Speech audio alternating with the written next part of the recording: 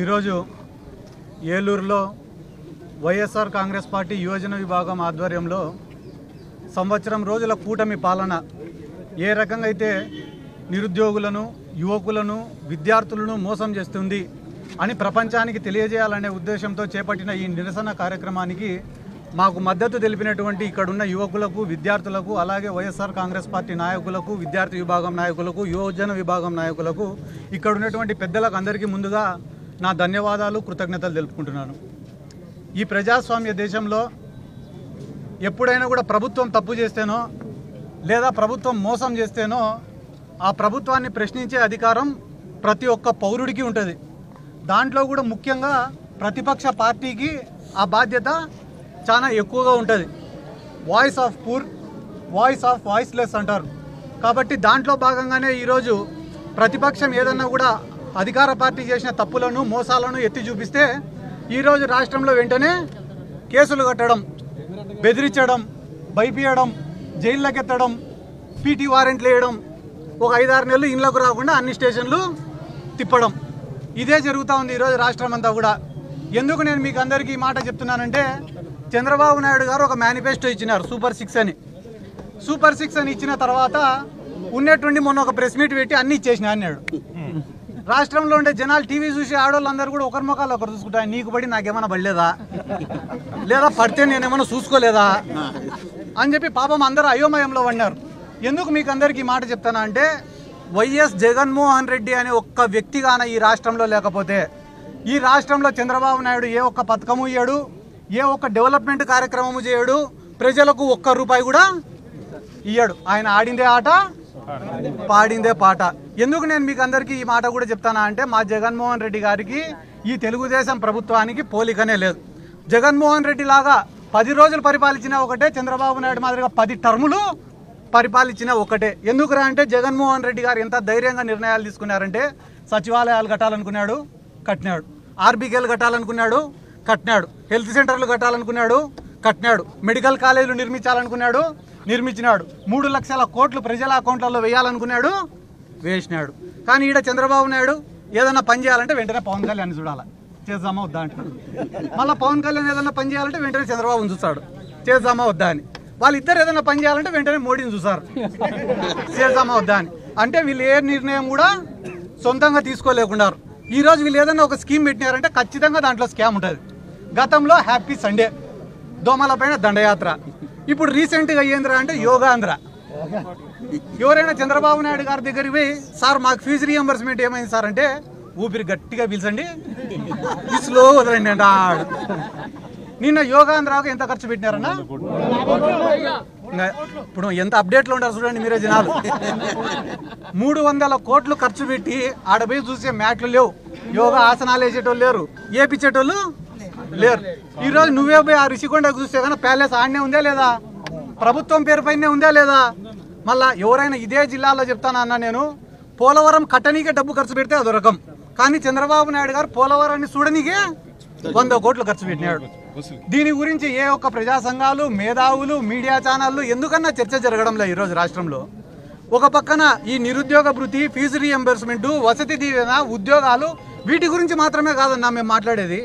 పవన్ కళ్యాణ్ గారు ఉన్నారు, ఆయన నమ్మి ఈ ప్రాంతంలో ఉండే ఎంతోమంది యువకులు ఒక జనసేన జెండానే కాకుండా తెలుగుదేశం జెండా పట్టుకున్నారు, బీజేపీ జెండా పట్టుకున్నారు. వాళ్ళు ఏమనుకున్నారంటే కానీ, ఇంకా వైఎస్ఆర్ కాంగ్రెస్ పార్టీ 164 సీట్స్ ఎప్పుడైతే వాళ్ళకు వచ్చినాయో ఇంకా రాదు వైఎస్ఆర్ కాంగ్రెస్ పార్టీ, దీన్ని భూస్థాపితం చేస్తామనే ఒక ఇంటెన్షన్లో వాళ్ళు వెళ్ళిపోయినారు.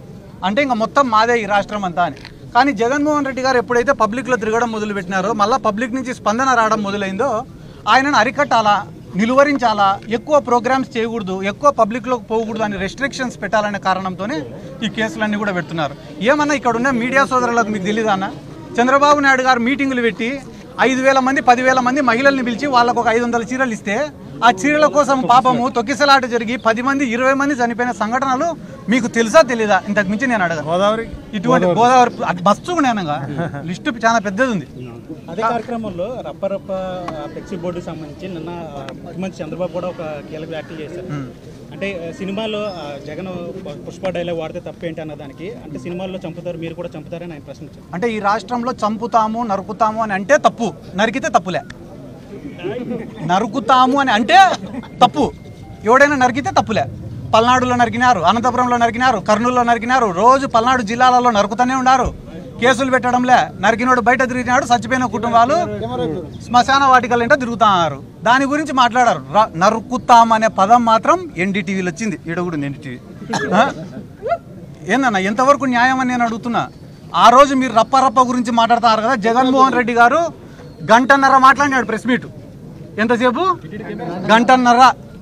ఎడ్యుకేషన్ సిస్టమ్ పైన, హెల్త్ సిస్టమ్ పైన, ఈ రాష్ట్ర ప్రభుత్వం చేస్తున్న అప్పుల పైన, మన కరెంటు ఛార్జీల పెరుగుదల పైన, యువకులు పడుతున్న ఇబ్బందుల పైన, రైతులు పడుతున్న ఇబ్బందుల పైన, గిట్టుబాటు ధరలు లేని విషయం పైన, రైతుల ఆత్మహత్యల పైన, పొగాకు రైతుల సమస్యల పైన, ఇన్ని మిర్చి రైతుల సమస్యల పైన దాదాపుగా గంటన్నర సేపు ప్రెస్ మీట్ పెడితే గంటన్నర తర్వాత మాట్లాడిన రప్పరప్ప ఒకటి లేచింది పైకి. సమాధానం లేదు, సమాధానం లేదండి. అధికార పక్షంలో మేమేం చేయాలని చేస్తున్నారు కదా ఆల్రెడీ. ఇంకేం చేసేది ఇంకా మళ్ళీ కొత్తగా చేసేది ఏముంది? వాళ్ళ అధికార పార్టీలో ఉండి చేస్తున్నారు కదా. ఇక్కడ చంద్రబాబు నాయుడు గారు ఇంతకుముందు ఒక కథ చెప్పినారు, మీకు అందరికి గుర్తుందో లేదో. ఏం రా కథ అంటే, ఒక గ్రామంలో ఒక కుక్కను చంపాలనుకున్నాడంట. కానీ ఆ కుక్కను చంపితే కానీ గ్రామస్తులందరూ వాడిని కొట్టి చంపుతారంట. కాబట్టి వాడు ఏం చేసినాడు, రోజు ఒక 10 మంది కూర్చునే కాడికి పోయి ఒరే అది పిచ్చి కుక్కరా అని చెప్తాడంట. మళ్ళీ ఇంకో గుంపు కాడికి పోతాడంట. ఒరే ఆ కుక్క నిన్ననే ఒక ముసలోని గరిచిందిరా అని చెప్తాడంట. మళ్ళీ ఇంకో గుంపు కాడికి పోతాడు. ఒరే ఆ కుక్క నిన్ననే చిన్న పిల్లోని గరిచిందిరా అని చెప్పి వన్ ఫైన్ డే ఆ కుక్కను చంపుతాడంట. చంపితే గ్రామస్తులందరూ అబ్బా పిచ్చి కుక్క చచ్చిపోయిందిరా అన్నారట. అట్లా ఈరోజు రాష్ట్రంలో నువ్వు తప్పు చేయాల్సిన అవసరంలే. రోజు ఒక 4 టీవీ ఛానళ్లలో వీడు ఆడదాం ఆంధ్రాలో 100 ఎత్తినాడు, వాడు 300 ఎత్తినాడు, వాడు 400 ఎత్తినాడు, వీడు మైనింగ్లో ఎత్తినాడు, వాడు క్వాడ్స్లో ఎత్తినాడు, వాడు లిక్కర్లో ఎత్తినాడు అని చెప్పి ఒక్క పథకం ఇవ్వకుండా డైలీ అన్ని ఛానళ్లలో జగన్ సార్ ఏం సార్ కరెంట్ ఛార్జీలు పెంచినారు కదా అంటే చెవిరెడ్డి భాస్కర్ రెడ్డి అరెస్ట్. ఏం సార్ తల్లికి వందనం ఇయ్యాలా మీరు వెంటనే రేపు ఎల్లుండో సిద్ధార్థ రెడ్డి అరెస్టు. 3వ రోజు మా రాజన్న అరెస్టు. అంటే అరెస్టులను చూపించుకుంటా వీళ్ళు రాక్షసులు అని చెప్పుకుంటా ఈ రాష్ట్ర ప్రజలకు మొత్తం సున్నం పెట్టే ఆలోచనలో వీళ్ళు ఉన్నారు. మీ పార్టీ కీలక నేత కొడాలి నాని అరెస్ట్ గురించి ప్రచారం జరుగుతుంది. ఆయన ఆరోగ్య పరిస్థితి బాగాలేదంటున్నారు. అసలు ఆయన ఎక్కడ ఉన్నారు ఇప్పుడు? కొలంబో వెళ్తారని చెప్పి టీడీపీ ప్రచారం జరుగుతుంది. నిజంగా మీరంతా కొలంబో వెళ్తున్నారా? నా పాస్పోర్ట్ కూడా పోలీసు వాళ్ళ కాడనే ఉంది. నేనే కొలంబో పోతా. నా పాస్పోర్ట్ కూడా పోలీసు వాళ్ళ కాడనే ఉంది.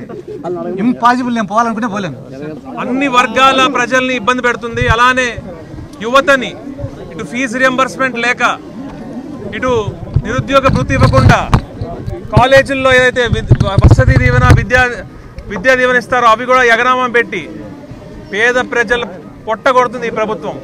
అలానే ఏవైతే ఇంజనీరింగ్ కాలేజీ ఫీజులు ఉన్నాయో అవి 70,000 ఉంటే ఈరోజు 1,20,000 చేసి మరి కార్పొరేట్ కాలేజీలకి డబ్బులు వెళ్ళేలాగా మరి ఈ ప్రభుత్వం చర్యలు తీసుకుంది. అదే జగన్మోహన్ రెడ్డి గారు అయితే ప్రజలకి మంచి జరిగేలాగా, ప్రజల జేబులోకి డబ్బులు వెళ్ళేలాగా మరి చేశారు. ఈరోజు అమ్మఒడి అంటున్నారు. 87 లక్షల మంది లబ్ధిదారులు ఉంటే కేవలం 57 లక్షల మందికే ఈరోజు డబ్బులు పడిన పరిస్థితి. సో అన్ని వర్గాలతో పాటు మరి యువతని మరి ఈరోజు బైరెడ్డి సిద్ధార్థ రెడ్డి గారు అలానే రాజా గారు ఈరోజు వచ్చినందుకు నేను వాళ్ళ కృతజ్ఞతలు తెలియజేసుకుంటున్నాను. ఎందుకంటే యువత చాలా ఇబ్బంది పడుతుంది ఈరోజు. అలానే ఏవైతే చంద్రబాబు నాయుడు గారు మాయమాటలు చెప్పారో ఈరోజు ఏమంటున్నారు, నిరుద్యోగ వృత్తి స్కిల్ డెవలప్మెంట్ కరెక్ట్ చేస్తారంట. మరి కరెక్ట్ చేయడం అంటే ఏం కరెక్ట్ చేశారు? మరి ప్రజల జేబులో డబ్బులు పడితేనే కదా మరి మనీ సర్క్యులేషన్ పెరిగేది, ఎకానమీ బాగుండేది. కానీ ఈరోజు వ్యాపారాలు బాగాలేదు, ఏమీ బాగాలేదు. అలానే యువతని మాత్రం చాలా ఇబ్బంది పెడుతున్నారు. వెంటనే ఈ ప్రభుత్వం ఈరోజు కలెక్టర్ గారికి అర్జీ ఇవ్వడం జరిగింది. వెంటనే ఈ ప్రభుత్వం చర్యలు తీసుకుని మరి యువత సమస్యలు మరి ఏవైతే విద్యా దీవెన, వసతి దీవెన ఇవన్నీ ఉన్నాయి, అలానే ఫీజు రియంబర్స్మెంట్ ఇవన్నీ వెంటనే చెల్లించాలని చెప్పి తెలియజేసుకుంటున్నారు.